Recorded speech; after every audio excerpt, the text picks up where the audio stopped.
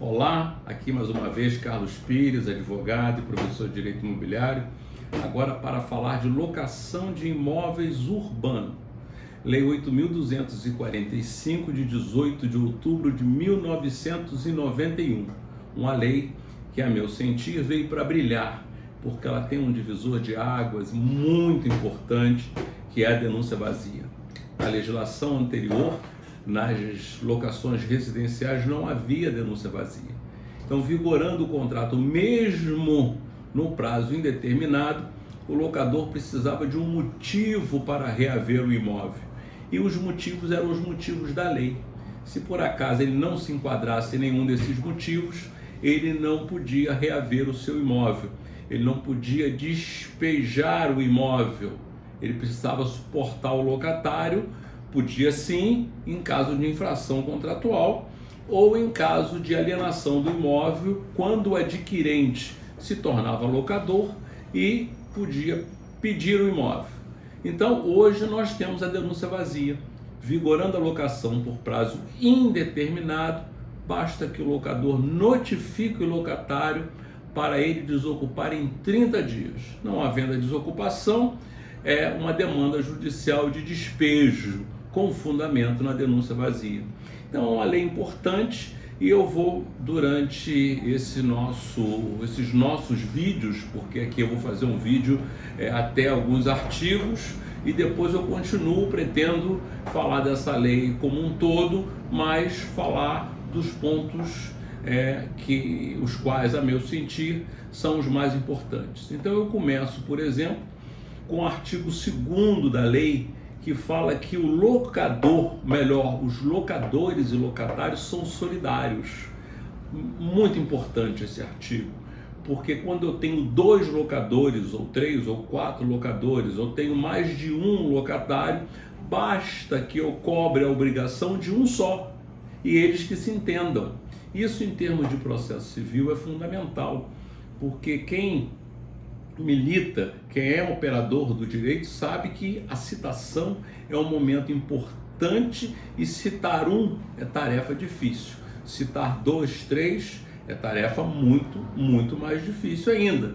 Então, essa solidariedade é muito importante. Então, a lei diz: se o contrário não se estipulou, são solidários. Eu peço para terem atenção a esse dispositivo para não estipular o contrário. Não é importante, não é bom. Depois eu vou para o artigo 3º para dizer que as locações residenciais e não residenciais podem ser celebradas por qualquer tempo. Mas, se celebradas por tempo igual ou superior a 10 anos, a locação depende da vênia conjugal. Ou seja, o locador não assina sozinho, é fundamental a vênia conjugal. Se por acaso existir um contrato com prazo superior a 10 anos, o excedente não tem valor jurídico.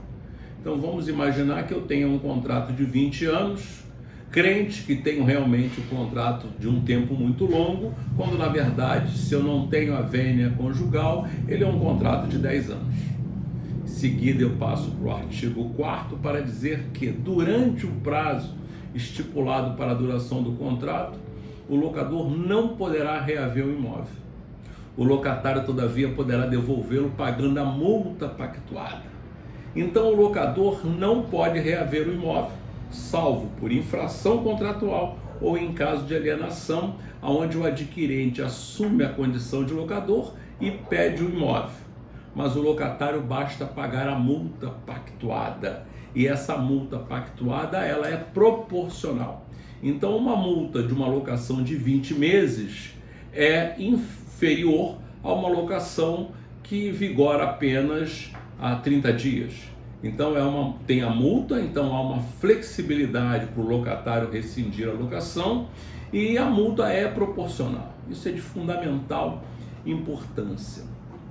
Eu passo para o artigo 7º para dizer assim: nos casos de extinção de usufruto e de fideicomisso, a locação celebrada pelo usufrutuário ou fiduciário poderá ser denunciada.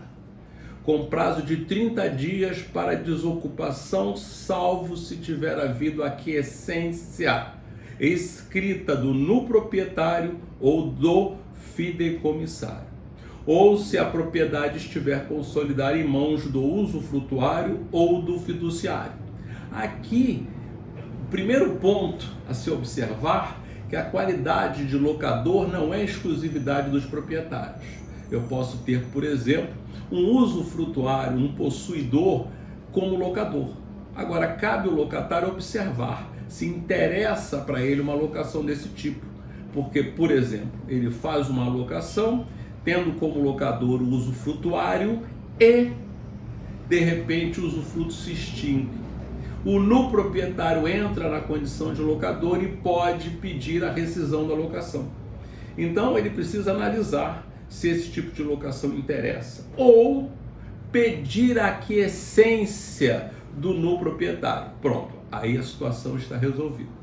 Então são pontos importantes que na hora da elaboração de um contrato, na hora da confecção, melhor dizendo, de um contrato, na hora da assinatura, na hora da discussão de uma minuta para um contrato de locação, são questões de fundamental importância. Eu passo aqui para o último artigo de hoje, que é o artigo 8º. Se o imóvel for alienado durante a locação, o adquirente poderá denunciar o contrato com prazo de 90 dias para desocupação, salvo se o contrato for por tempo determinado e o contrato contiver cláusula de vigência e o contrato estiver averbado junto à matrícula do imóvel. Aqui vale uma observação de ouro.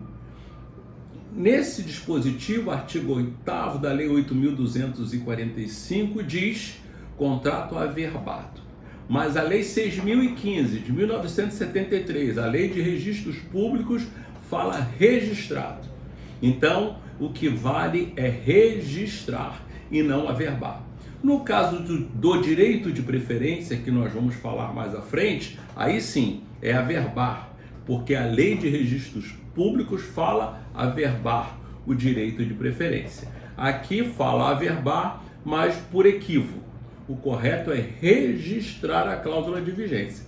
Então, para que o locatário fique tranquilo, ele precisa firmar um contrato, e aí eu estou falando das locações mais importantes para as locações não residenciais, aonde o investimento é relevante. Eu tenho funcionários, eu tenho investimentos em publicidade, geralmente eu tenho uma obra para adequar o imóvel àquela atividade.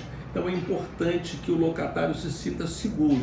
E para que ele se sinta seguro, é importante que o contrato seja um contrato de 5 anos, porque dá a ele o direito a renovar, que tenha cláusula de vigência, que esteja vigorando por prazo determinado e que essa cláusula de vigência, ou seja, esse contrato esteja registrado junto à matrícula do imóvel. E aí, se o imóvel for vendido durante a locação, o adquirente vai precisar cumprir o contrato em toda a sua plenitude. Agradeço a todos, muito obrigado.